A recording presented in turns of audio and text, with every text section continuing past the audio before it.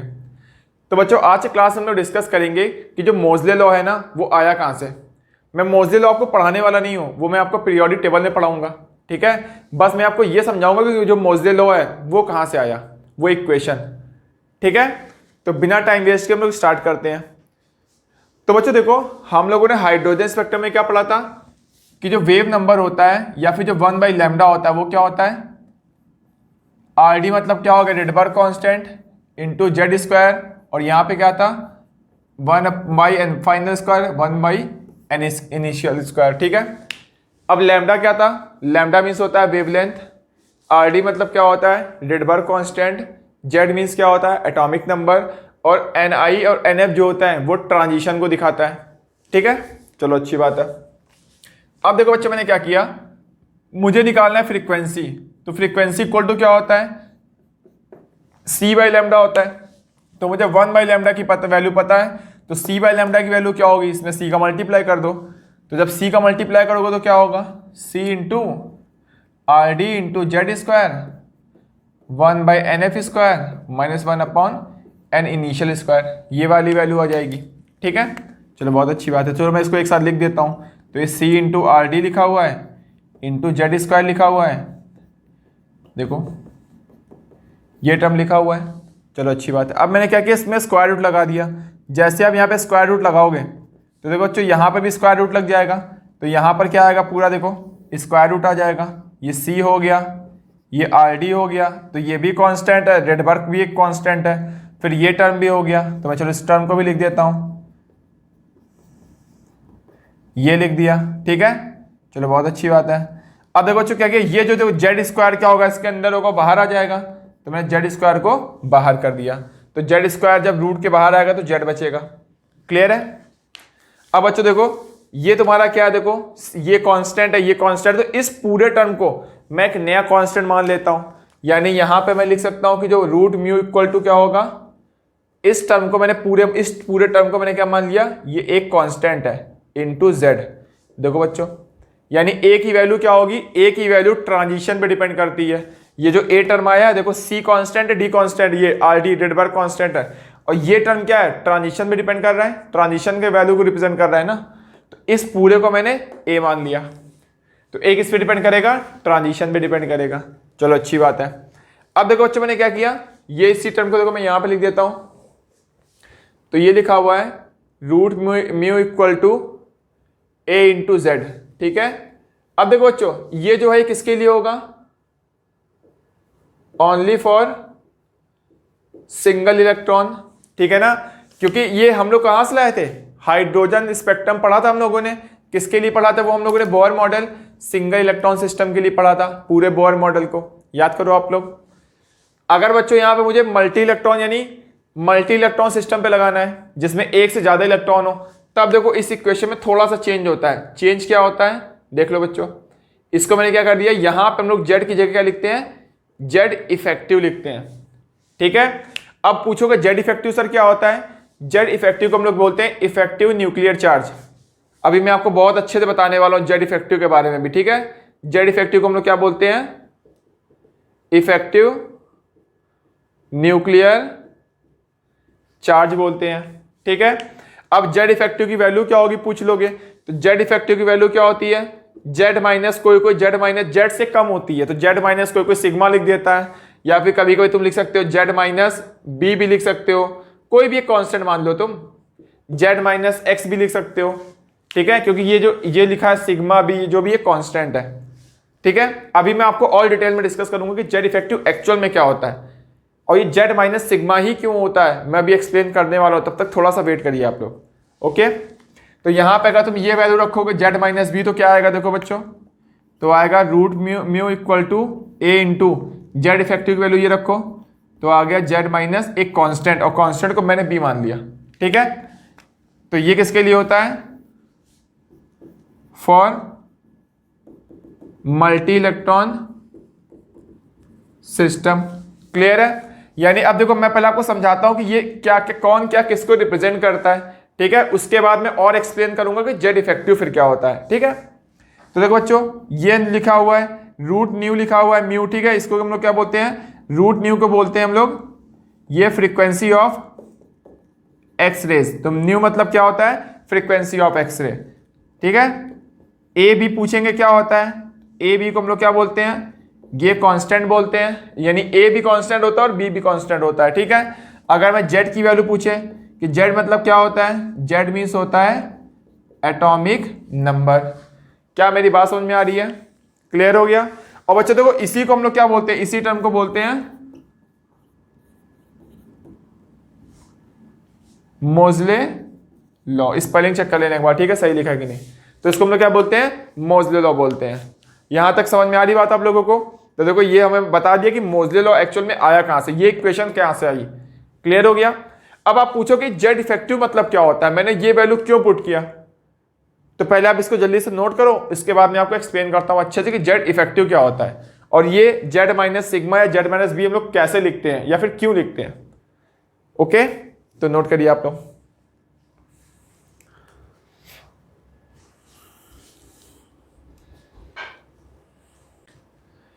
तो बच्चों देखो हम लोग नेक्स्ट पढ़ते हैं अब इफेक्टिव न्यूक्लियर चार्ज के बारे में, जैसा कि आपको बोर्ड पे दिख रहा होगा। तो बिना टाइम वेस्ट के हम लोग स्टार्ट करते हैं। तो पहले तो मैं आपको एग्जांपल लेके समझाता हूं, ठीक है। तो ध्यान से सुनो। यहाँ पर जैसे बच्चों मैंने एक एटम लिया यहाँ पर ZXA, ठीक है। इसका मैंने मान लिया कि एटॉमिक नंबर कितना है, एटॉमिक नंबर Z है, ठीक है। चलो बहुत अच्छी बात है। मैंने पूछा बता इसमें नंबर ऑफ प्रोटॉन्स कितने होंगे, तो आपने बोला नंबर ऑफ जो प्रोटॉन्स होंगे वो कितने होंगे, वो भी Z होंगे, ठीक है। मैंने पूछा बताओ बच्चों नंबर ऑफ इलेक्ट्रॉन्स कितने होंगे, आपने बोला वो भी Z होंगे। सही बात है, जितने प्रोटॉन होंगे उतने इलेक्ट्रॉन होंगे, तभी तो एटम न्यूट्रल होता है। ओके, चलो अच्छी बात है। तो बच्चों देखो मैंने यहाँ पे क्या लिया, यही एटम बनाया यहाँ पर। तो ये एटम का क्या है, न्यूक्लियस है, ठीक है। अब ये देखो मैं यहाँ पे क्या बना रहा हूँ, यहाँ पे मैं ऑर्बिट बना रहा हूँ। देखो मैंने ये ऑर्बिट बना दिया, पहला ऑर्बिट है, ये दूसरा ऑर्बिट है, ऐसे तीसरा ऑर्बिट है, ऐसे इनफाइनाइट ऑर्बिट होंगे, ठीक है। फिर देखो मैंने सेम एक दूसरा और ऐसे एटम लिया। तो पहले मैं क्या बना रहा हूँ, उसका न्यूक्लियस बना रहा हूँ। तो ये मैंने न्यूक्लियस बना दिया, ठीक है। अब देखो मैं ऑर्बिट बना रहा हूँ। तो ये पहला ऑर्बिट हो गया, ये दूसरा ऑर्बिट हो गया, और ये तीसरा ऑर्बिट हो गया। क्लियर है, चलो अच्छी बात है। अब बच्चों क्या किया, अब इसका एटॉमिक नंबर Z है, तो यहाँ नंबर ऑफ प्रोटॉन कितने होंगे, Z प्रोटॉन्स होंगे। इसका भी एटॉमिक नंबर Z है, तो इसमें कितने प्रोटॉन्स होंगे, इसमें भी Z प्रोटॉन्स होंगे। क्लियर है, चलो अच्छी बात है। अब इसमें Z प्रोटॉन होंगे तो Z इलेक्ट्रॉन भी होंगे। तो चलो मैं Z इलेक्ट्रॉन बना देता हूं। मान लो यहां पर भी इलेक्ट्रॉन होगा और भी इलेक्ट्रॉन होंगे, तो यानी चलो यहां बना दिया, ये भी इलेक्ट्रॉन हो गया, और इलेक्ट्रॉन होंगे, चलो मैंने और इलेक्ट्रॉन बना दिया।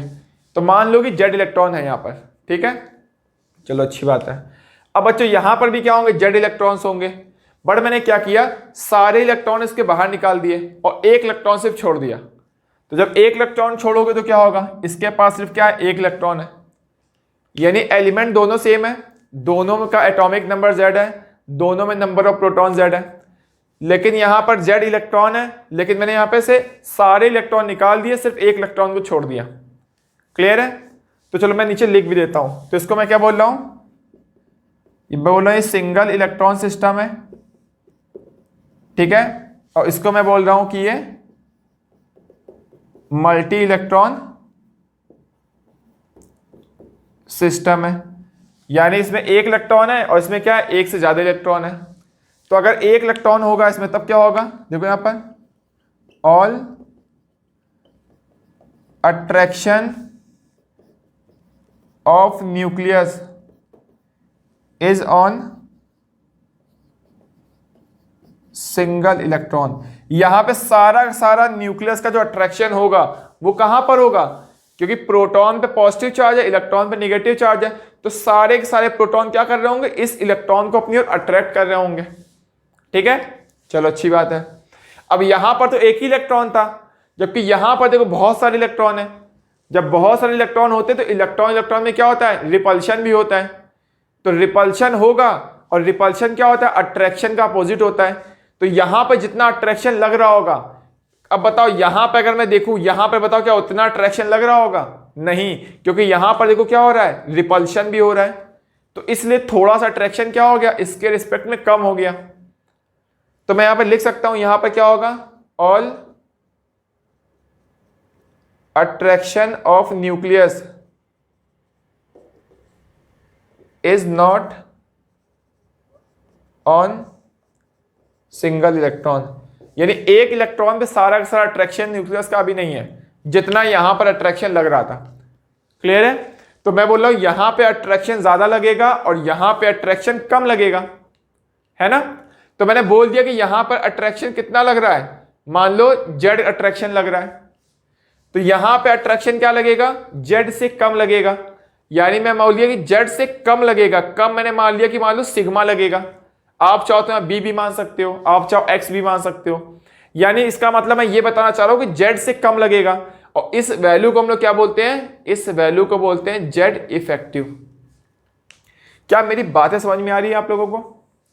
ठीक है, चलो बहुत अच्छी बात है। तो देखो मैं और आगे एक्सप्लेन करता हूं उसी चीज को, ध्यान से देखो। तो अभी देखो मैंने आपको बताया कि यहां पर अट्रैक्शन जेड लग रहा है, जबकि यहां पे अट्रैक्शन जेड इफेक्टिव लग रहा है, और जेड इफेक्टिव की वैल्यू जेड से हमेशा कम होगी। ठीक है, क्यों ऐसा लग रहा है इससे कम आ रहा है, क्योंकि यहां पर जितने प्रोटॉन थे सारे के सारे प्रोटॉन एक ही इलेक्ट्रॉन पर अट्रैक्शन लगा रहे हैं, जबकि यहां पे सारे के सारे प्रोटॉन यहां पे अट्रैक्शन लगा ही नहीं पा रहे हैं, क्योंकि यहां पे रिपल्शन भी हो रहा है, और रिपल्शन अट्रैक्शन का अपोजिट होता है। तो रिपल्शन ज्यादा होगा मतलब अट्रैक्शन अपने आप कम हो जाएगा, तो यहां अट्रैक्शन उसके रिस्पेक्ट में कम लगेगा। ठीक है, चलो अच्छी बात है। अब देखो कौन क्या रिप्रेजेंट करता है वो भी मैं यहां देखो लिख देता हूं। देखो जेड इफेक्टिव क्या रिप्रेजेंट करता है, जेड इफेक्टिव मतलब क्या होगा, इसको बोलते हैं हम लोग इफेक्टिव न्यूक्लियर चार्ज। ओके, अब देखो जेड मतलब क्या होगा, जेड मीन्स होता है total number of protons.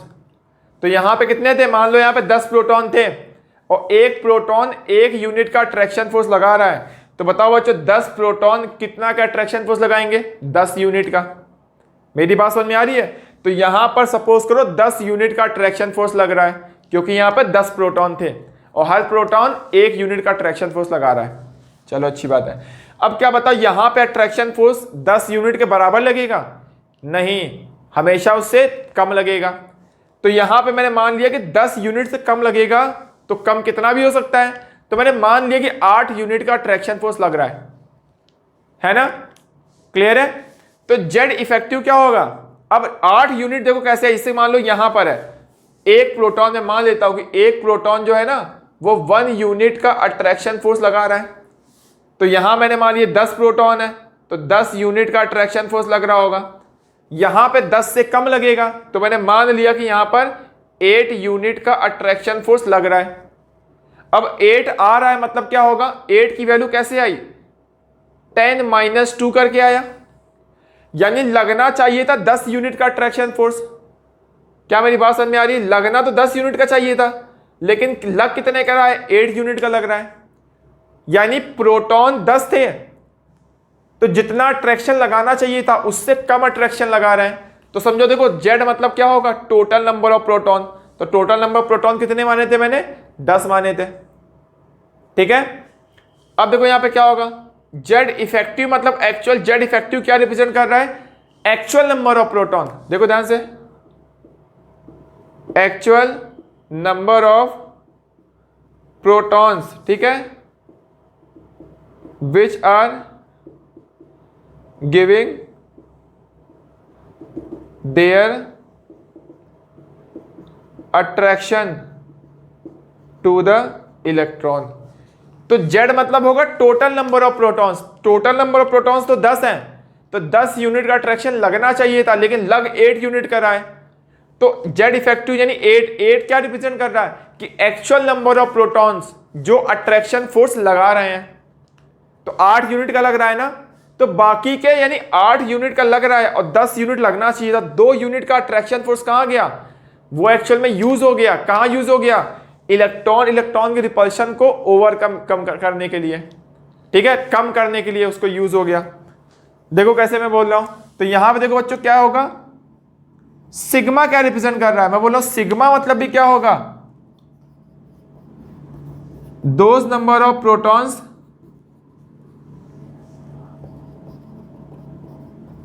Which are use to overcome electron repulsion. ठीक है, यानी वो नंबर ऑफ प्रोटॉन जो इलेक्ट्रॉन के रिपल्शन को कम करने के लिए यूज हो गए। मतलब ये 10 प्रोटॉन थे लेकिन एक्चुअल में 8 प्रोटॉन ये अट्रैक्शन फोर्स लगा रहे हैं, तो 2 प्रोटॉन का अट्रैक्शन फोर्स कम हो गया क्योंकि रिपल्शन बढ़ गया, और रिपल्शन अट्रैक्शन का अपोजिट होता है। क्या मेरी बातें समझ में आ रही है आप लोगों को? क्लियर है ना आप लोगों को? चलो बहुत अच्छी बात है। अगर अभी भी आपको कोई डाउट हो तो प्लीज कमेंट करके पूछ लेना आप लोग। ठीक है, जल्दी से आप लोग नोट करिए इसको। अब चलो मैं आपको यह भी बता देता हूं कि सिग्मा की वैल्यू कहां से आई, ये सिग्मा की वैल्यू क्या क्या होती है। ठीक है ना, चलो मैं वो भी एक्सप्लेन करता हूं। पहले आप इसको नोट कर लीजिए, उसके बाद मैं एक्सप्लेन करता हूं।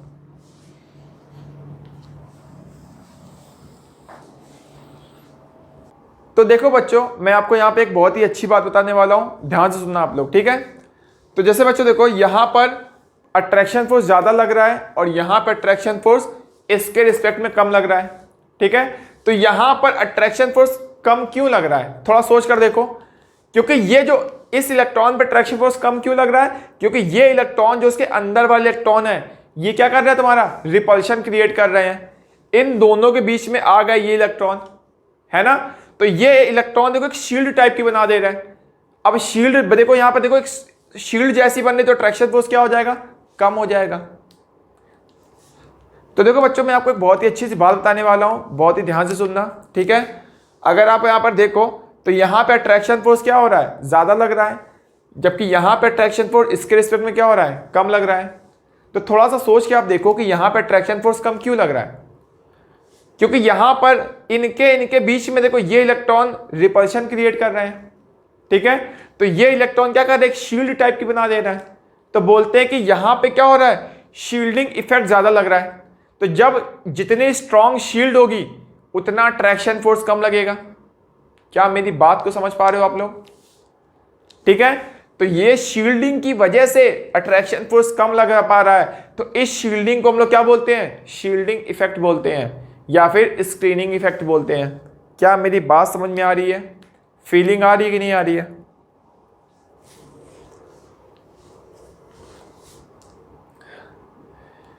तो देखो बच्चों, मैं आपको बहुत ही अच्छी सी बात बताने वाला हूं, बहुत ही ध्यान से सुनना।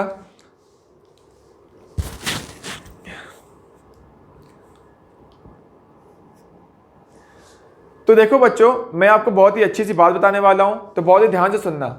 जैसे बच्चों देखो, इसमें और इसमें क्या डिफरेंस लग रहा है आपको, मैं बताऊंगा कि यहां पे अट्रैक्शन फोर्स क्या होगा, ज्यादा लग रहा है, जबकि यहां पे अट्रैक्शन फोर्स इसके रिस्पेक्ट में क्या हो रहा है, कम लग रहा है।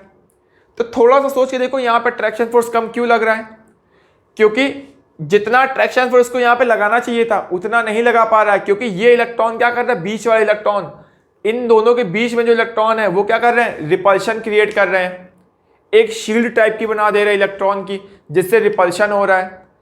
इस शील्ड को जितनी स्ट्रॉन्ग शील्ड बनेगी यहां पर उतना अट्रैक्शन फोर्स कम लगेगा। ठीक है, तो इस शील्ड को हम लोग क्या बोलते हैं, शील्डिंग इफेक्ट बोलते हैं। तो देखो यहां पर बच्चों आपसे पूछ लेगा शील्डिंग इफेक्ट क्या होता है, ठीक है, या फिर स्क्रीनिंग इफेक्ट क्या होता है। ठीक है, तो शील्डिंग इफेक्ट या स्क्रीनिंग इफेक्ट क्या होता है कि देखो जिस इलेक्ट्रॉन पे तुम अट्रैक्शन फोर्स देख रहे हो, न्यूक्लियस का अट्रैक्शन फोर्स, उनके बीच में या उस शेल में जितने भी इलेक्ट्रॉन आ रहे हैं उनके देखो यहां पर ये सारे इलेक्ट्रॉन क्या आ रहा है, देखो इन दोनों के बीच में आ रहा है, तो ये एक शील्ड टाइप की बना लेंगे जिससे अट्रैक्शन फोर्स कम हो जाएगा। तो इसी शील्ड को हम लोग बोलते हैं स्क्रीनिंग इफेक्ट या फिर शील्डिंग इफेक्ट। ठीक है, चलो बहुत अच्छी बात है। अब अगर आपसे पूछेंगे बता कौन शील्ड अच्छी बनाएगा, अब आपको पता है जैसे कि हम लोग आगे पढ़ेंगे, ये एसपीडीएफ क्या होती है, सब शेल होती हैं। तो एस कैसा होता है, ये स्फेरिकल होता है, पी कैसा होता है, ये डिफ्यूज होता है। तो कौन बताओ अच्छी शील्ड बनाएगा, तो बोलो एस अच्छी शील्ड, ज्यादा अच्छी स्ट्रॉन्ग शील्ड बनाएगा, क्योंकि ये हर तरफ से शील्ड बनाएगा, जबकि ये हर तरफ से शील्ड नहीं बना पाएगा क्योंकि ये डिफ्यूज हो जाता है। डिफ्यूज होता है ना ये। चलो अच्छी बात है। तो मैं पूछूं बताओ शील्डिंग इफेक्ट सबसे अच्छी कौन लगाएगा? तो सबसे अच्छी शील्डिंग इफेक्ट कौन लगाता? एस, उसके बाद पी, उसके बाद डी, उसके बाद एफ। ये मैं कैसे लिख रहा हूं? ये मैं शेप की वजह से बता रहा हूं। इसका शेप क्या होता है? स्फेरिकल होता है, जबकि ये क्या होता है? डंबल शेप का होता है। तो स्फेरिकल वाला शील्डिंग इफेक्ट स्ट्रांग लगाएगा, और जिसमें शील्डिंग इफेक्ट स्ट्रांग लगता है उसमें अट्रैक्शन फोर्स कम हो जाता है। ठीक है, तो अगर मैं पूछूं इन चारों में बताओ अट्रैक्शन फोर्स सबसे ज्यादा किस में लगेगा? तो एस में शील्ड स्ट्रांग है तो अट्रैक्शन फोर्स कम लगा पाएगा। ये पी की शील्ड थोड़ी कम स्ट्रांग होती है तो अट्रैक्शन फोर्स इसके रिस्पेक्ट में थोड़ा ज्यादा लगेगा। ऐसे ऐसे देखो डी और एफ की शील्डिंग क्या होती है? पुअर शील्डिंग होती है। तो मैं लिख भी दे रहा हूं, तो डी और एफ की क्या होती है? पुअर शील्डिंग होती है। ठीक है, इसलिए यहां पर डी और एफ की शील्डिंग पुअर होती है, इसलिए इसमें अट्रैक्शन फोर्स ज्यादा लगता है। ठीक है, इसलिए हम लोग पढ़ते हैं, डी में पढ़ते होंगे ट्रांजिशन कॉन्ट्रैक्शन पढ़ा है आप लोगों ने। इसी पुअर शील्डिंग की वजह से यहां पे क्या लगता है? ट्रांजिशन कॉन्ट्रैक्शन लगता है। ठीक है, और एफ भी क्या होता है? एक 4F होता है, एक 5F होता है। तो 4F की वजह से जो कॉन्ट्रैक्शन होता है, जो शील्डिंग लगती है, अट्रैक्शन फोर्स कम हो जाता है, उसको बोलते हैं लेंथेनाइट कॉन्ट्रैक्शन। और अगर 5F की वजह की शील्डिंग और भी पुअर होती है तो उसकी वजह से जो अट्रैक्शन फोर्स स्ट्रांग लगता है उसको क्या बोलते हैं? Actinide contraction. क्या मेरी बात समझ में आ रही है? तो अगर शील्डिंग पुअर होगी तो क्या होगा? अट्रैक्शन फोर्स क्या होगा? उतना ही ज्यादा लगेगा। और अट्रैक्शन फोर्स ज्यादा लगेगा तो क्या होगा? यहां पे कॉन्ट्रैक्शन हम लोग आगे ब्लॉक के अंदर पढ़ेंगे। तो अट्रैक्शन फोर्स ज्यादा लगेगा तो उसको क्या बोलते हैं? ट्रांजिशन कॉन्ट्रैक्शन बोलते हैं। डी की वजह से अगर हो रहा है तो एफ भी दो टाइप का है, 4F और 5F। अगर 4F की वजह से होगा तो लेंथेनाइट कॉन्ट्रैक्शन बोलते हैं, और 5F की वजह से क्या होगा? एक्टिनाइट कॉन्ट्रैक्शन पढ़ेंगे हम लोग जब ब्लॉक पढ़ेंगे। तब तक आप वेट करो। ठीक है, तो मैं मान के चल रहा हूं कि आपको समझ में आ रहा है यहां तक। तो जल्दी से आप लोग इसको नोट कर लीजिए, फिर इसके आगे का पार्ट में डिस्कस करता हूं। ओके, चलो अच्छी बात है।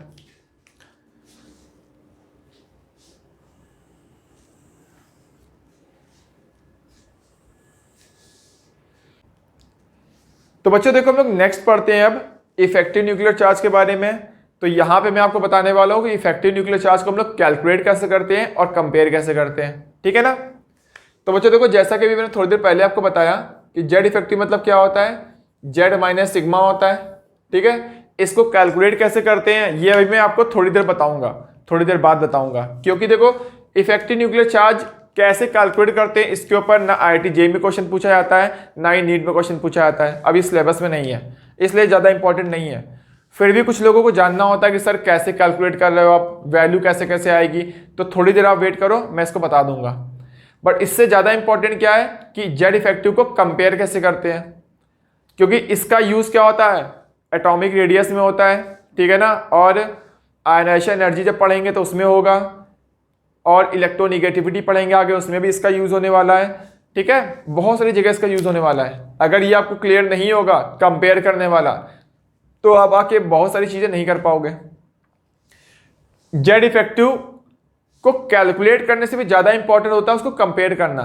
ठीक है ना? तो बहुत ही ध्यान से इस लेक्चर को देखना आप लोग, आपको मैं एक एक बातें समझाने को ट्राई करूंगा। ओके चलो ठीक है। तो देखो बच्चों जेड इफेक्टिव मतलब क्या होता है? तो अभी मैंने थोड़ी देर पहले बताया था कि जेड इफेक्टिव मतलब क्या होता है? एक्चुअल नंबर ऑफ प्रोटॉन जो अट्रैक्शन लगा रहे हैं। क्लियर है? ये जेड इफेक्टिव या रिप्रेजेंट क्या कर रहा है? ये रिप्रेजेंट कर रहा है कि नेट अट्रैक्शन फोर्स कितना लग रहा है। ये नेट अट्रैक्शन फोर्स को रिप्रेजेंट कर रहा है। यानी मैं बोल रहा हूं कि अगर जेड इफेक्टिव की वैल्यू किसी भी एटम में ज्यादा है, इसका मतलब उसमें अट्रैक्शन फोर्स की वैल्यू ज्यादा है। ओके, या फिर मैं इसी को उल्टा करके लिख सकता हूं कि अगर किसी भी एटम में अट्रैक्शन फोर्स ज्यादा है, इसका मतलब मैं बोल सकता हूं कि वहां पर क्या होगा? जेड इफेक्टिव ज्यादा होगा। शायद आप लोगों को बहुत अच्छे समझ में नहीं आ रहा, तो चलो मैं और भी आगे इसको एक्सप्लेन करने को ट्राई कर। तो बच्चों देखो इस टाइप से आपने पीरियोडिक टेबल बनी हुई देखी होगी एनसीईआरटी में। ठीक है ना? अब देखो बच्चों ऐसा आपने देखा होगा यहाँ पे कहीं क्या होता है? सोडियम भी होता है, ऐसे मैग्नीशियम भी होता है, साइड में एल्यूमिनियम भी होता है। ओके, अगर मैंने पूछा कि बताओ बच्चों सोडियम, मैग्नीशियम, एल्यूमिनियम, इन सब में बताओ जेड इफेक्टिव की वैल्यू किसमें ज्यादा होगी, यानी सोडियम, मैग्नीशियम, एल्यूमिनियम में किसमें अट्रैक्शन फोर्स ज्यादा लग रहा होगा। क्वेश्चन समझ में आ गया, चलो बहुत अच्छी बात है। अब देखो मैं इसको बना देता हूँ, लिख देता हूँ। जैसे बच्चों देखो यहाँ पर सोडियम लिखा हुआ है, ये मैग्नीशियम लिखा हुआ है, ये एल्यूमिनियम लिखा हुआ है। अगर आपको कंपेयर करना, देखो कैसे कंपेयर करोगे, तो इसका एटॉमिक नंबर 11, 12, इसका 13 होता है। मैंने पूछा बताओ बच्चों इसमें इलेक्ट्रॉन कितने हैं, 11 है, इसमें 12 है, इसमें 13 है। मैंने पूछा बताओ बच्चों प्रोटॉन कितने हैं, 11 है, 12 है और 13 है। ठीक है। अब बच्चों यहाँ पे हम लोग अट्रैक्शन, जेड इफेक्टिव मतलब क्या होगा, नेट अट्रैक्शन फोर्स की बात हो रही है। अब अट्रैक्शन फोर्स किसके किसके बीच में लग रहा है, इलेक्ट्रॉन और प्रोटॉन के बीच में लग रहा है। तो जितने ज्यादा इलेक्ट्रॉन प्रोटॉन होंगे उतना ज्यादा अट्रैक्शन फोर्स होगा। समझ में आ रही बात आप लोगों को, चलो अच्छी बात है। अब बताओ इसमें 11 इलेक्ट्रॉन 11 प्रोटॉन है, इसमें देखो 12 इलेक्ट्रॉन है 12 प्रोटॉन है, इसमें 13 इलेक्ट्रॉन है 13 प्रोटॉन है। तो बताओ किसमें अट्रैक्शन फोर्स ज्यादा लग रहा होगा, एल्यूमिनियम में। क्लियर है, क्योंकि अट्रैक्शन फोर्स किसमें लगता है, इलेक्ट्रॉन और प्रोटॉन में, जितने ज्यादा इलेक्ट्रॉन प्रोटॉन होंगे उतना ज्यादा अट्रैक्शन फोर्स होगा। ओके, तो अट्रैक्शन फोर्स सबसे ज्यादा किसमें होगा, एल्यूमिनियम में होगा। तो ये किसका ऑर्डर हो गया, ये जेड इफेक्टिव का ऑर्डर आ गया। जैसे मैं अगर बोलूं कि बताओ बच्चों पीरियोडिक टेबल में अगर तुम लेफ्ट टू राइट मूव करोगे, अगर मैं लेफ्ट टू राइट मूव करूंगा पीरियोडिक टेबल में, तो वहां पर क्या होगा, जेड इफेक्टिव की वैल्यू इंक्रीज करेगी। यानी लेफ्ट टू राइट जाने पर जेड इफेक्टिव की वैल्यू यानी नेट अट्रैक्शन फोर्स क्या होता है, बढ़ता है। क्लियर है, यानी मैं पूछूं पीरियोडिक टेबल में सबसे ज्यादा किसी भी पीरियड में सबसे ज्यादा अट्रैक्शन फोर्स किसका होता है, तो सबसे ज्यादा कौन होगा, जो यहां पर होगा कॉर्नर में, कौन होता है, इनर्ट गैस। तो पीरियड में सबसे ज्यादा अट्रैक्शन फोर्स किसका होता है, इनर्ट गैस का होता है। क्लियर है आप लोगों को, चलो बहुत अच्छी बात है। तो बच्चों ये पहली बात है, मैं जनरल ऑर्डर बता रहा हूं, बाकी हम लोग अट्रैक्शन फोर्स कंसीडर करेंगे, वो कैलकुलेट करेंगे उसमें जब पीरियोडिक टेबल में पढ़ाऊंगा, ब्लॉक पढ़ाऊंगा आप लोगों को। ठीक है, तब मैं आपको डिटेल में ऑर्डर बताऊंगा। तो ये मैं जनरल ऑर्डर की बात कर रहा हूँ, जितनी भी चीजें मैं बताने वाला हूँ। चलो बहुत अच्छी बात है। तो यहां तक तो हो गया आपका, तो मैं इस पार्ट को रफ कर दूं। चलो ठीक है फिर तो।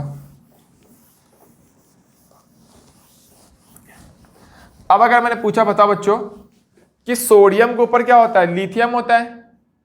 अब बताओ सोडियम और लिथियम में किसमें अट्रैक्शन फोर्स ज्यादा लगेगा, तो ये भी बहुत आसान है, सिर्फ मुझे कंपेयर ही तो करना है, कैलकुलेट तो नहीं करना है। कैलकुलेट करना मैं आपको सिखाऊंगा, तो कैलकुलेट करोगे तब भी सोडियम से ज्यादा अट्रैक्शन फोर्स मैग्नीशियम में आएगा। ठीक है, और कंपेयर करोगे तब भी देखो मैग्नीशियम आ रहा है। और देखो जैसे बच्चों ये लिथियम हो गया और सोडियम हो गया। अब लिथियम में देखो बच्चों कितने, 3 इलेक्ट्रॉन होते हैं, इसमें क्या होता है 11 होता है। तो यहां पर देखो ये पॉजिटिव चार्ज है, ये न्यूक्लियस हो गया, ये इसका न्यूक्लियस हो गया। इसमें देखो बच्चों क्या होता है, इसमें 2 ऑर्बिट होते हैं।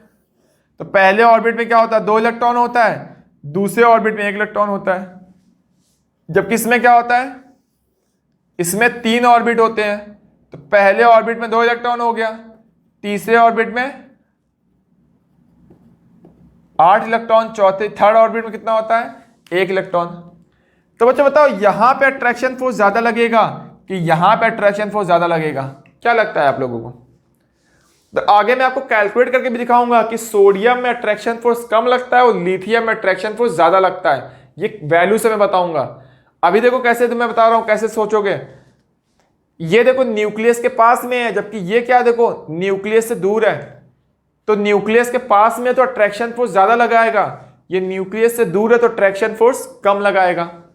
यानी यहां पे लॉजिक क्या लगाओगे कि अगर तुम टॉप टू बॉटम जाओगे किसमें, पीरियोडिक टेबल में, तो टॉप टू बॉटम जाने पे क्या होता है, साइज बढ़ता है।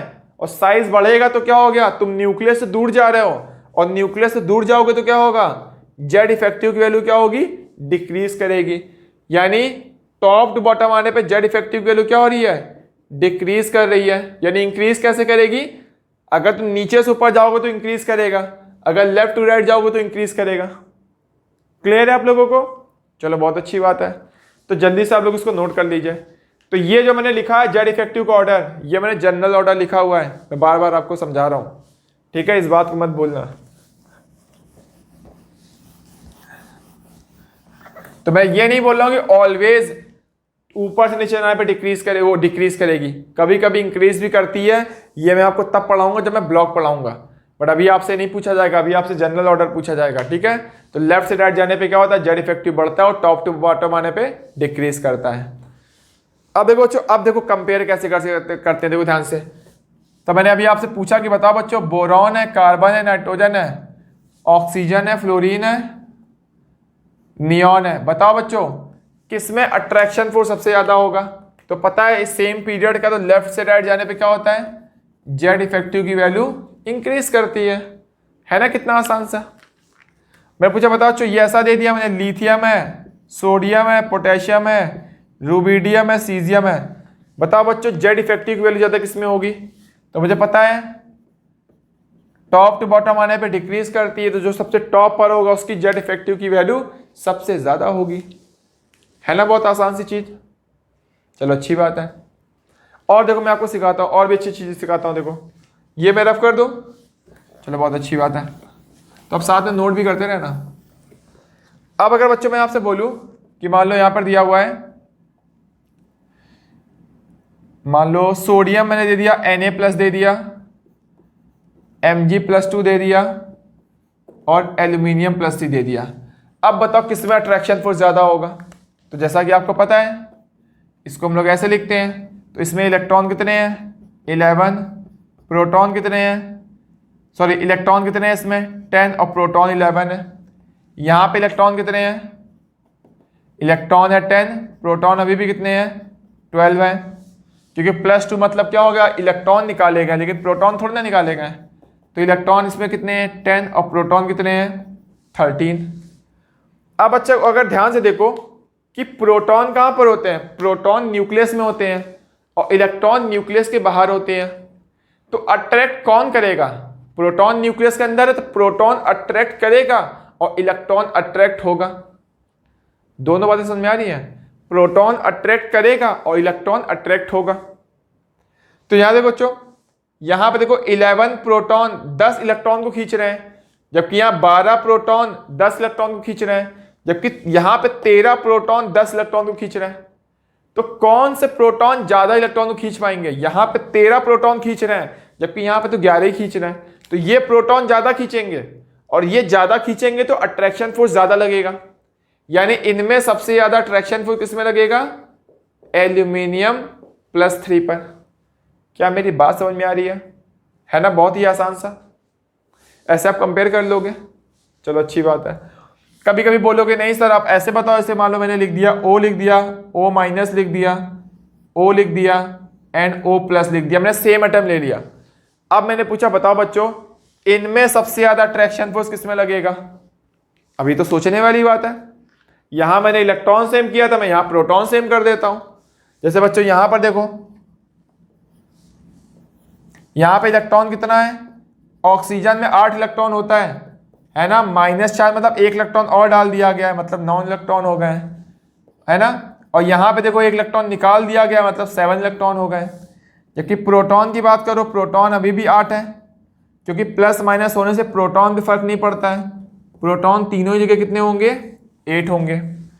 अब बताओ बच्चों किसमें अट्रैक्शन फोर्स ज्यादा लग रहा होगा, यहां पे 8 प्रोटॉन, क्योंकि प्रोटॉन खींचेगा और इलेक्ट्रॉन खींचेगा, इलेक्ट्रॉन खींच रहा है और प्रोटॉन खींच रहा है, दोनों में डिफरेंस समझना। अब 8 प्रोटॉन 9 इलेक्ट्रॉन को खींच रहे हैं, जबकि यहाँ 8 प्रोटॉन 8 इलेक्ट्रॉन को खींच रहे हैं, जबकि यहाँ 8 प्रोटॉन 7 इलेक्ट्रॉन को खींच रहे हैं। तो यहाँ पे 8 मिलके 7 तो खींच रहा है, जबकि यहाँ पे 8 को मिलकर 9 को खींचना पड़ रहा। तो ये ज्यादा खींचेंगे और ये ज्यादा खींचेंगे, मतलब खींचना मतलब यहाँ पे अट्रैक्शन फोर्स ज्यादा होगा। क्या मेरी बातें समझ में आ रही है आप लोगों को, क्लियर है, चलो बहुत अच्छी बात है। तो इसलिए कभी कभी ऐसा भी बोलते हैं, अगर एलिमेंट आपको सेम दिया हुआ है तो जिसमें जितना ज्यादा प्लस चार्ज होगा उसमें अट्रैक्शन फोर्स उतना ही ज्यादा होता है, क्योंकि एलिमेंट सेम है तो प्रोटॉन क्या है सेम है, लेकिन प्लस चार्ज ज्यादा है तो क्या होगा इलेक्ट्रॉन कम है, तो अट्रैक्शन फोर्स ज्यादा लगेगा। तो अगर एलिमेंट सेम है तो जितना ज्यादा प्लस चार्ज होगा उतना ज्यादा अट्रैक्शन फोर्स होगा, और जितना ज्यादा माइनस चार्ज होगा उतना कम अट्रैक्शन होगा। यानी अगर मैं O-2 कर दूं तो ये और कम हो जाएगा, आप चेक करके देख लो चाहो तो। कैसे देखो, इसमें देखो कितना होगा, इसमें इलेक्ट्रॉन कितने हो गए, 10 हो गए, जबकि प्रोटॉन अभी भी कितने हैं, 8 है। तो अभी भी उसमें अट्रैक्शन सबसे कम हो जाएगा इन चारों में। क्या मेरी बातें समझ आ रही है आप लोगों को? ये बहुत ही आसान सी चीज़ें हैं लेकिन बहुत इंपॉर्टेंट है, ठीक है। तो जल्दी से आप लोग इसको नोट कर लीजिए।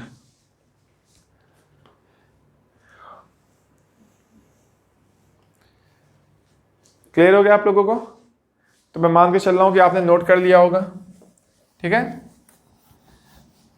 अब देखो बच्चों, जो मैंने आपको ये बताया कि जेड इफेक्टिव के बारे में कि कंपेयर कैसे करते हैं, ये मैंने क्यों बताया है, ये आपका कहां कहां यूज होने वाला है, देखो मैं उसके बारे में डिटेल में डिस्कस करने वाला हूं। देखो जैसे बच्चों यहां पर देखो, मैंने बोला कि अगर अट्रैक्शन फोर्स ज्यादा है ना, तो बता बच्चों आयनाइजेशन एनर्जी क्या होती है, इलेक्ट्रॉन को रिमूव करने के लिए जो एनर्जी देनी पड़ती है उसको हम लोग क्या बोलते हैं, आयोनाइजेशन एनर्जी बोलते हैं, है ना। अब जिसमें अट्रैक्शन फोर्स ज्यादा होगा उससे इलेक्ट्रॉन निकालना डिफिकल्ट होगा कि आसान होगा, डिफिकल्ट होगा। जेड इफेक्टिव ज्यादा मतलब अट्रैक्शन फोर्स ज्यादा है, और अगर अट्रैक्शन फोर्स ज्यादा है तो इलेक्ट्रॉन जल्दी नहीं निकलेगा, और अगर इलेक्ट्रॉन को तुम्हें निकालना है तो तुम्हें क्या होगा, जल्दी नहीं निकलेगा, तो तुम्हें ज्यादा एनर्जी देनी पड़ेगी। इसलिए बोलते हैं जिसमें अट्रैक्शन फोर्स ज्यादा होगा उसमें क्या होगा, आयोनाइजेशन एनर्जी की वैल्यू भी क्या होती है, ज्यादा होती है। फील आ रहा आप लोगों को? समझो इस बात को। जेड इफेक्टिव ज्यादा है तो इलेक्ट्रॉन को निकालना डिफिकल्ट होगा, इलेक्ट्रॉन को निकालना डिफिकल्ट होगा तो एनर्जी आपको ज्यादा देनी पड़ेगी निकालने के लिए, और एनर्जी ज्यादा देनी पड़ रही मतलब आयोनाइजेशन एनर्जी ज्यादा है, क्योंकि इलेक्ट्रॉन को निकालने के लिए जो एनर्जी देनी पड़ती है उसी को हम लोग क्या बोलते हैं, आयोनाइजेशन एनर्जी बोलते हैं। मैंने आपको पढ़ा चुका हूं पहले ही, ठीक है। अब देखो बच्चों, जेड इफेक्टिव अगर आपको कंपेयर करना आता है तो अब ये वाली वैल्यू आसानी से कंपेयर कर सकते हो। अगर आपको बच्चों जेड इफेक्टिव कंपेयर करना आता है तो देखो आप क्या कर सकते हो, जिसमें जेड इफेक्टिव ज्यादा होगा, है ना, अब अट्रैक्शन फोर्स ज्यादा होगा, अब अट्रैक्शन फोर्स ज्यादा होगा तो इलेक्ट्रॉन को खींचने की टेंडेंसी ज्यादा होगी, और इलेक्ट्रॉन को खींचने की टेंडेंसी को हम लोग क्या बोलते हैं, इलेक्ट्रोनिगेटिविटी बोलते हैं। यानी उसकी इलेक्ट्रोनिगेटिविटी क्या होगी, उस एटम की ज्यादा होगी। समझ रहे हो? जैसे मैं अगर पूछूं कि यहां पर ऑक्सीजन ले लिया, O+ है, O है, O- है, मैंने पूछा बताओ बच्चों किसकी इलेक्ट्रोनिगेटिविटी ज्यादा होगी, जिसमें जेड इफेक्टिव ज्यादा होगा, तो इसकी इलेक्ट्रोनिगेटिविटी क्या होगी, ज्यादा होगी। क्या मेरी बात समझ में आ रही है आप लोगों को? है ना, बहुत आसान सा। चलो बहुत अच्छी बात है। तो जेड इफेक्टिव का यूज देख लो कहां कहां होता है, इलेक्ट्रोनिगेटिविटी में होता है, आयनाइजेशन एनर्जी में होता है। थर्ड अगर मैं पूछूं कि बताओ बच्चों इलेक्ट्रॉन एफिनिटी पे क्या फर्क पड़ता है, तो अगर जेड इफेक्टिव की वैल्यू ज्यादा है तो इलेक्ट्रॉन को ऐड करना क्या होगा, आसान होगा, क्योंकि इलेक्ट्रॉन ऐड करते हैं तो एनर्जी रिलीज होती है। तो इलेक्ट्रॉन को ऐड करना आसान होगा तो एनर्जी क्या होगी, जब आसानी से ऐड हो रहा है तो एनर्जी ज्यादा रिलीज करेगा, क्योंकि जब अट्रैक्शन फोर्स ज्यादा होता है तो एनर्जी ज्यादा रिलीज होती है। हम लोगों ने सेकंड थर्ड क्लास में ही पढ़ा था कि एनर्जी कम होती है तो स्टेबिलिटी ज्यादा होती है। तो आसानी से इलेक्ट्रॉन अगर एक्सेप्ट कर पा रहा है तो जहां पर अट्रैक्शन फोर्स डोमिनेट करता है वहां पे एनर्जी रिलीज होती है। तो इलेक्ट्रॉन एफिनिटी की वैल्यू भी क्या होगी, ये भी ज्यादा होगी। तो देखो ये वाली वैल्यू को भी कंपेयर करने में इसका यूज होगा, है ना। चलो बहुत अच्छी बात है। और देखो बच्चों अगर जेड इफेक्टिव की वैल्यू ज्यादा है तो अगर मैं साइज की बात करूं तो साइज की वैल्यू क्या होती है, किसी भी एटम का साइज बोल दो या फिर क्या बोल दो, रेडियस ऑफ एटम बोल दो।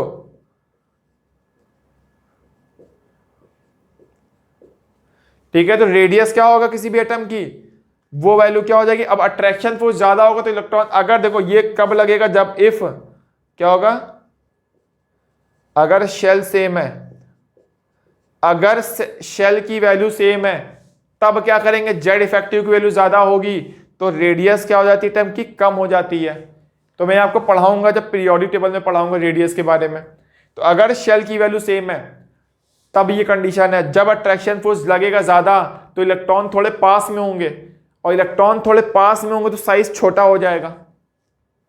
आ रही बात समझ में? चलो बहुत अच्छी बात है।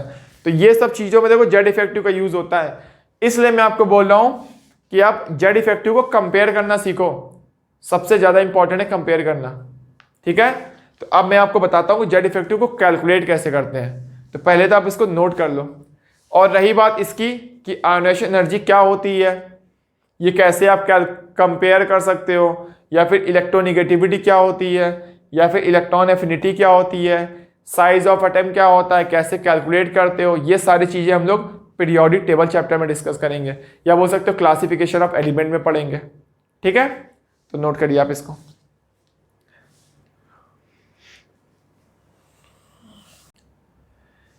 तो बच्चों देखो, मैं नेक्स्ट आपको पढ़ाता हूं कि जेड इफेक्टिव को कैलकुलेट कैसे करते हैं। ठीक है ना।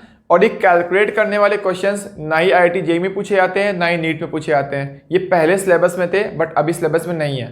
तो अगर आप इसको नहीं भी पढ़ोगे तब भी कोई प्रॉब्लम नहीं है, लेकिन फिर भी बहुत से बच्चों को जानना होता है कि सर ये कैसे कैलकुलेट किया जाता है, तो मैं सिर्फ उनके लिए बता रहा हूँ। ओके, तो बहुत ही ध्यान से देखना आप लोग यहाँ पर। तो पहले देखो बच्चों, किसी भी एटम का अगर तुम्हें जेड इफेक्टिव कैलकुलेट करना है तो पहले उसका तुम्हें इलेक्ट्रॉनिक कन्फिगरेशन लिखना पड़ेगा। तो इलेक्ट्रॉनिक कन्फिगरेशन क्या होता है, मान लो 1s2, मैंने 1s लिख दिया, 1s के बाद क्या आएगा, फिर 2s आएगा, फिर 2p आएगा, फिर 3s आएगा, फिर 3p आएगा, फिर क्या आएगा 4s की 3d, फिर 3d आएगा, फिर 4s आएगा। अब बोलोगे सर 4s पहले होता है 3d बाद में होता है, बट बच्चों ये मैंने जो ऑर्डर लिखा हुआ है ये एनर्जी का ऑर्डर नहीं लिखा हुआ है मैंने।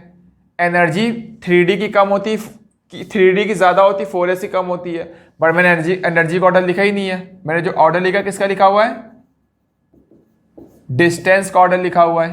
क्या मेरी बात समझ में आ रही है।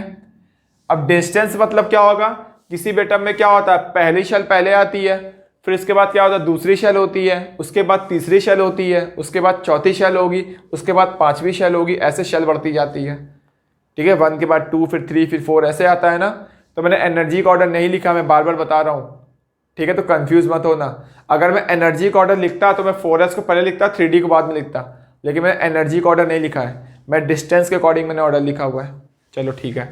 अब देखो बच्चों, इस वाली शेल को हम लोग क्या बोलेंगे, जो लास्ट में शेल होती है, इसको हम लोग बोलते हैं एंथ शेल। ठीक है, या इसको हम लोग क्या बोलते हैं, आउटर मोस्ट शेल बोलते हैं। ठीक है, अगर मैं बात करूं बच्चों इसके जो एक कम वाली शेल है इसको क्या बोलते हैं, तो आउटर मोस्ट शेल से एक कम वाली शेल को हम लोग क्या बोलते हैं, इसको बोलते हैं पेनल्टीमेट शेल बोलते हैं। ठीक है, अब इससे जो एक और कम होगी शेल, यानी आउटर मोस्ट शेल 2 कम वाली शेल को हम लोग क्या बोलते हैं, इसका नाम होता है एंटी पेनल्टीमेट शेल। क्या मेरी बातें समझ में आ रही है आप लोगों को, क्लियर है। चलो बहुत अच्छी बात है। तो बच्चों देखो यहाँ पर, अगर कभी भी आपको अट्रैक्शन पूछा जाए कैलकुलेट करने के लिए, बोला जाएगा कि बताओ बच्चों आउटर मोस्ट शेल में कितना अट्रैक्शन फोर्स लग रहा है, तो आउटर मोस्ट शेल में देखना है ना, तो इसके इलेक्ट्रॉन अगर मान लो यहाँ पर 1s1 हो, मान लो यहाँ पर ऐसा हो, मान लो 1s2 है, 2s2 है, 2p है, 6 है, मान लो है ना, 6 हो गया, ये 2 हो गया, ये 6 हो गया, ये 10 हो गया, और ये मान लो 1 हो गया। तो मुझे लास्ट वाले इलेक्ट्रॉन पर अगर मुझे देखना है कितना अट्रैक्शन लग रहा है, तो इस पे अट्रैक्शन देखना है, तो इसको छोड़ दो, तो बाकी सारे इलेक्ट्रॉन क्या कर रहे होंगे, वो रिपल्शन फोर्स लगा रहे होंगे। शायद आप समझे नहीं, देखो मैं आपको बताता हूं। जैसे मान लो देखो ये क्या है बच्चों, ये मैंने न्यूक्लियस बना दिया। ठीक है, अब न्यूक्लियस के पास जो क्या होंगे, ये क्या होंगे, इसमें इलेक्ट्रॉन्स होंगे शेल में, तो यहां मान लो 2 इलेक्ट्रॉन्स है, फिर यहां मान लो 8 इलेक्ट्रॉन है, ये 3 हो गया, 4 हो गया, 5 हो गया, 6 हो गया, 7 हो गया, 8 हो गया, और यहाँ पे 1 इलेक्ट्रॉन है मान लो। तो बच्चों देखो, इसमें इसके बीच में मुझे अट्रैक्शन फोर्स देखना है कि कितना लग रहा है, तो इसके बीच में अब मुझे इस पे अट्रैक्शन फोर्स देखना है, तो इस वाले को भूल जाओ। तो इस वाले को भूल जाओगे तो ये सारे इलेक्ट्रॉन क्या कर रहे होंगे, शील्ड बना रहे हैं, यानी ये क्या कर रहे होंगे, इलेक्ट्रॉन सब रिपल्शन फोर्स लगा रहे हैं। समझ रहे हो। तो जिस इलेक्ट्रॉन पर तुम्हें देखना है उसको छोड़ के बाकी के अंदर के इलेक्ट्रॉन या उस शेल के इलेक्ट्रॉन क्या करते हैं, समझो, फिर से ध्यान सुनो मैं क्या बोल रहा हूं। न्यूक्लियस और जिस इलेक्ट्रॉन पर तुम अट्रैक्शन फोर्स देख रहे हो, तो मैं आउटर मोस्ट शेल पर जो इलेक्ट्रॉन है उस पर अट्रैक्शन फोर्स देख रहा हूं, तो इसको इलेक्ट्रॉन को छोड़ दो, और इसके अलावा अगर इस शेल में इलेक्ट्रॉन है या फिर इसके अंदर वाली शेल के इलेक्ट्रॉन होंगे, वो क्या करेंगे, रिपल्शन क्रिएट करेंगे। ठीक है। तो वो रिपल्शन लगाएंगे। अगर मान लो इसके बाहर वाले इलेक्ट्रॉन को देखोगे तो वो रिपल्शन नहीं लगाएगा। मान लो इसके बाहर और भी शेल है, इसमें भी मान लो इलेक्ट्रॉन है, तो बताओ इनमें जो रिपल्शन इस केस के बीच में, क्या ये इलेक्ट्रॉन रिपल्शन लगाएगा? क्या इस केस के बीच में ये इलेक्ट्रॉन रिपल्शन लगाएगा? ये नहीं लगाएगा। तो इस केस के बीच में क्या रिपल्शन लगाएगा? इसके जो बाहर वाले इलेक्ट्रॉन होंगे वो नहीं लगाते हैं, इसके साथ वाले या इसके अंदर वाले इलेक्ट्रॉन वो रिपल्शन लगाते हैं। क्या मेरी बातों को समझ रहे हो? अगर आपको समझ में नहीं आया तो आप फिर से एक बार रिपीट करके वीडियो को देखो कि मैंने बोला क्या है यहाँ पर, क्योंकि ये बात समझ में नहीं आएगी तो मैं वैल्यू रख के जो बताऊंगा वो आपको समझने में प्रॉब्लम हो जाएगी। ठीक है ना? तो इसमें और इसमें अगर तो मान लो इसमें और इसमें मैं ट्रैक्शन फोर्स देख रहा हूं, मान लो इसमें मैं नहीं देख रहा हूं, मैं इसमें देख रहा हूं, तो क्या होगा? ये वाले इलेक्ट्रॉन रिपल्शन लगाएंगे, ये वाले लगाएंगे, बट इसके बाहर के इलेक्ट्रॉन अब रिपल्शन नहीं लगाएंगे। इसके लिए कौन लगाएगा? ये वाले इलेक्ट्रॉन और इसके अंदर वाले इलेक्ट्रॉन। क्या इस बात को समझ गए? तो चलो बहुत अच्छी बात है। तो जल्दी से क्या करो, इसको नोट कर लो पहले तो, ठीक है, उसके मैं आगे डिस्कस करता हूं उसके बाद।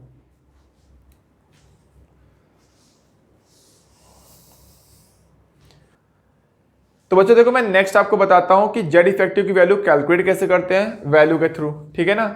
तो बच्चों देखो ये कुछ एक्सपेरिमेंटल वैल्यू है जो कि आपको याद रखनी है। अब इस वैल्यू का यूज कैसे करते हैं वो मैं यहाँ पे बताने वाला हूँ। ठीक है?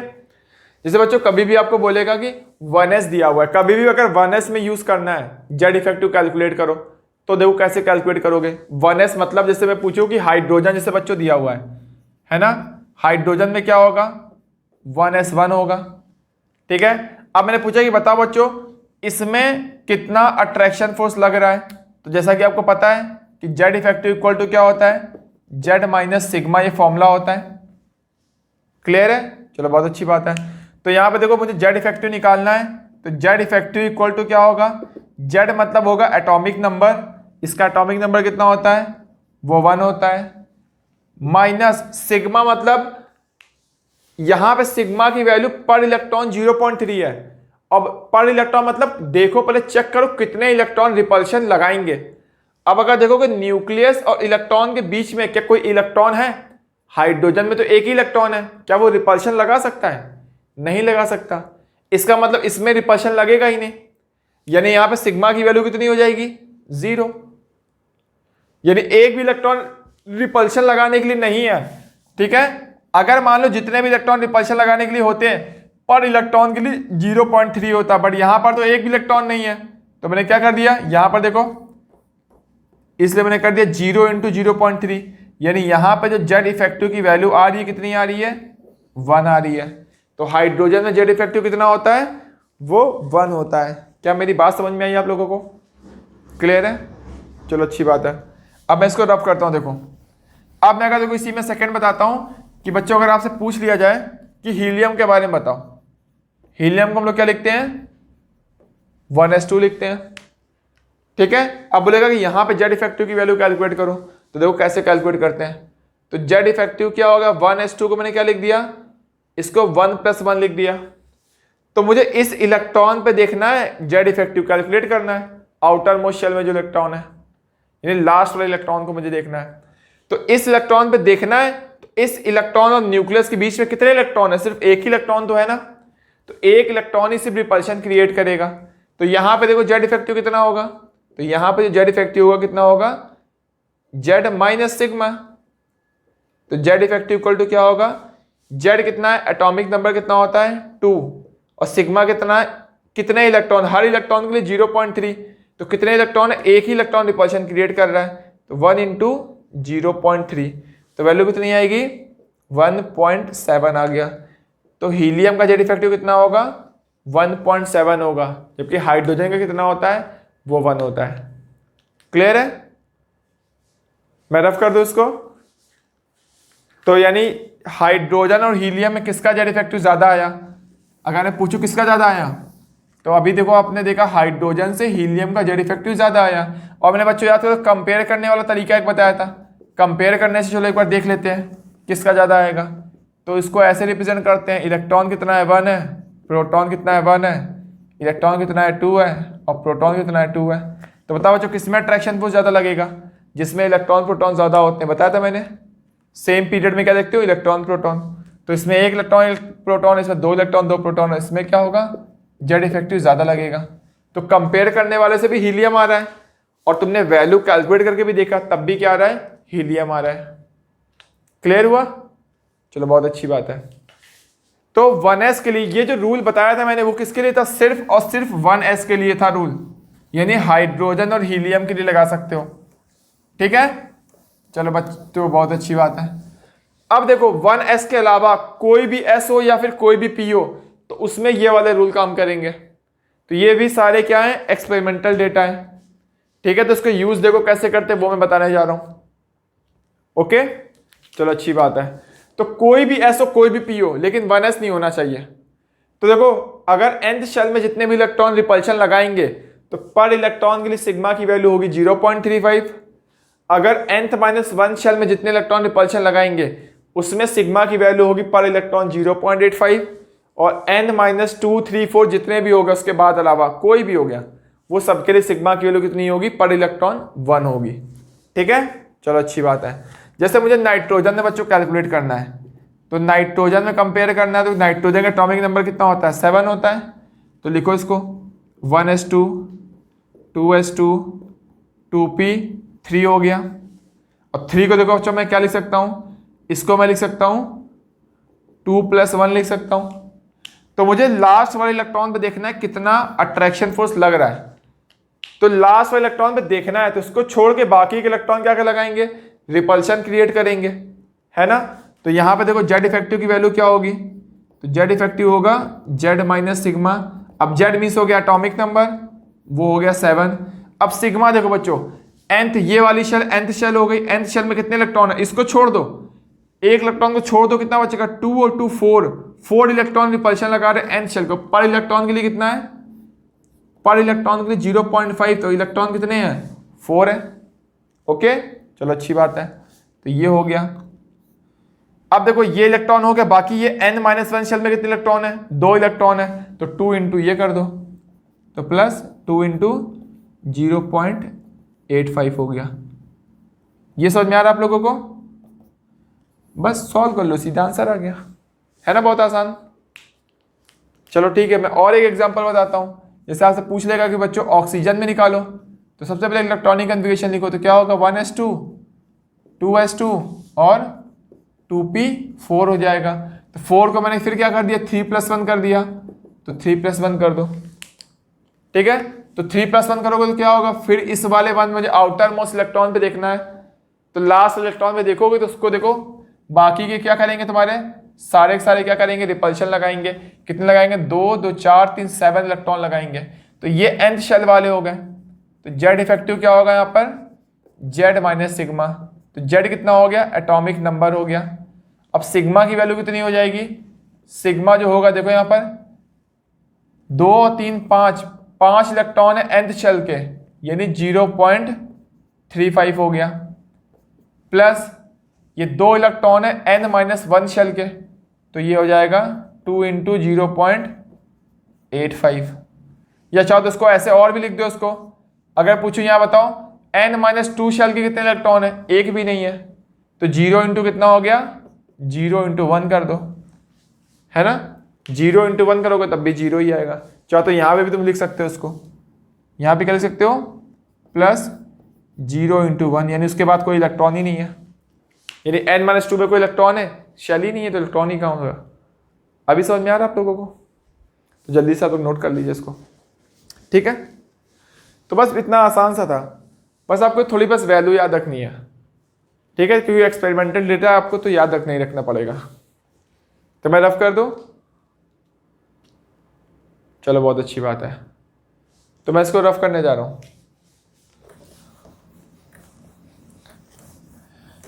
अब देखो बच्चों, मैं इसमें थोड़ा सा चेंज कर रहा हूं। कभी कभी आपको क्वेश्चन में देखो, अगर पहले जो क्वेश्चन पूछे जाते तो उसमें देखो एक ये भी था, एक टाइप बोलेगा यहाँ पर तुम्हें निकालना है अट्रैक्शन फोर्स, निकालना है on the periphery of nitrogen atom. Attraction force कब निकालना है, the periphery of nitrogen atom. तो पेरीफेरी मतलब क्या होगा, इसका मतलब पूछ रहा है ऑन द सरफेस, सरफेस पे अट्रैक्शन फोर्स पूछा जा रहा है। सरफेस मतलब देखो क्या होगा बच्चों, इसका पहले इलेक्ट्रॉनिक कन्फिगरेशन करो, 1s2 2s2 और 2p3 आ रहा है ना। यहां पर देखो इस इलेक्ट्रॉन पे मुझे अट्रैक्शन फोर्स देखा था, लास्ट वाले इलेक्ट्रॉन पे देखा था, जबकि यहां पे मुझे लास्ट वाले इलेक्ट्रॉन पे नहीं देखना है, मुझे कहां देखना है, मुझे सरफेस पे देखना है। तो सरफेस पे देखना है मतलब अब ये लास्ट वाला इलेक्ट्रॉन भी इसके अंदर इंक्लूड होगा, समझ रहे हो। यानी यहां मुझे क्या करना है, जेड इफेक्टिव इक्वल टू क्या होगा, जेड माइनस सिग्मा। तो जेड की वैल्यू कितनी हो गई, ये 7 हो गया है ना। अब देखो माइनस, अब देखो तो सिग्मा की वैल्यू क्या होगी, ध्यान से देखो सिग्मा कितना होगा। अब देखो यहां पर देखो पहले कितने थे, यहां पे 4 इलेक्ट्रॉन थे, इसको छोड़ के 4 इलेक्ट्रॉन रिपल्शन लगा रहे थे, जबकि अब यहां मतलब तुम्हें लास्ट इलेक्ट्रॉन को भी काउंट करना है, तुम्हें सरफेस पे देखना है। बस यही बस छोटा सा ट्रिक था कि इसमें लास्ट इलेक्ट्रॉन को भी काउंट करना है। यानी यहां कितना हो जाएगा, 5 इंटू 0.35 हो गया, ओके। प्लस तो 5 इलेक्ट्रॉन है और बाकी के क्या हो गए, ये 2 इलेक्ट्रॉन हो गए, कौन से, 0.85 वाले। बस सॉल्व कर लो, यहां से क्या आ जाएगा, जेड इफेक्टिव आ जाएगा, है ना। तो अगर लास्ट इलेक्ट्रॉन पे पूछेगा तो ऐसे सॉल्व करोगे, बट अगर तुमसे पूछेगा पेरीफेरी ऑफ नाइट्रोजन एटम मतलब सरफेस से पूछ रहा है, तब तुम ऐसे सॉल्व करोगे। तो अगर कोई भी एस और कोई भी पी हो, सब में ऐसे ही लगाओ, सबका आंसर आ जाएगा, लेकिन 1s नहीं होना चाहिए। 1s के लिए अलग रूल था जो मैंने पहले बताया था आपको, क्लियर हुआ। चलो बहुत अच्छी बात है, तो जल्दी से आप लोग नोट कर लीजिए इसको, फिर इसके आगे का पार्ट डिस्कस करता हूं मैं। तो बच्चों देखो हम लोग नेक्स्ट पढ़ते हैं कि किसी भी डी और एफ में अगर पूछा जाए कि जेड इफेक्टिव कैलकुलेट करो, तो देखो उसको कैसे कैलकुलेट करेंगे। तो डी और एफ में अगर इलेक्ट्रॉन है तो पर इलेक्ट्रॉन के लिए डी और एफ की बात हो रही है, डी एफ और एफ में जितने इलेक्ट्रॉन है काउंट कर लो, मैं भी आपको एग्जांपल भी समझाऊंगा। उसमें पर इलेक्ट्रॉन के लिए सिग्मा की वैल्यू कितनी होती है, 0.35 होती है, बाकी सबके लिए कितनी होती है, सिग्मा की वैल्यू 1 होती है, ठीक है। ये एक्सपेरिमेंटल आपको याद रखना है, ओके। चलो अच्छी बात है। जैसे बच्चों देखो मैं एक एग्जांपल लेता हूं कि मैंने क्या ले लिया, क्रोमियम ले लिया। क्रोमियम का एटॉमिक नंबर कितना होता है, 24 होता है। तो इलेक्ट्रॉनिक कन्फिगरेशन क्या होगा, 1s2 होगा, 2s2 होगा, फिर 2p6 होगा, फिर 3s2 होगा, देन 3p6 होगा, फिर 4s1 होगा, फिर 3d5 होगा। तो ये जो बच्चों मैंने लिखा है, कौन सा ऑर्डर लिखा हुआ है, ये मैंने एनर्जी का ऑर्डर लिखा हुआ है, बट मुझे एनर्जी का ऑर्डर नहीं चाहिए, यहाँ पर मुझे डिस्टेंस का ऑर्डर चाहिए, ठीक है। तो मैं डिस्टेंस का ऑर्डर छोड़ लिख देता हूँ। ये 3p6 हो गया, ये 3d5 हो गया और 4s1 हो गया। तो मैंने ये जो ऑर्डर लिखा हुआ ये डिस्टेंस का ऑर्डर लिख दिया, ठीक है।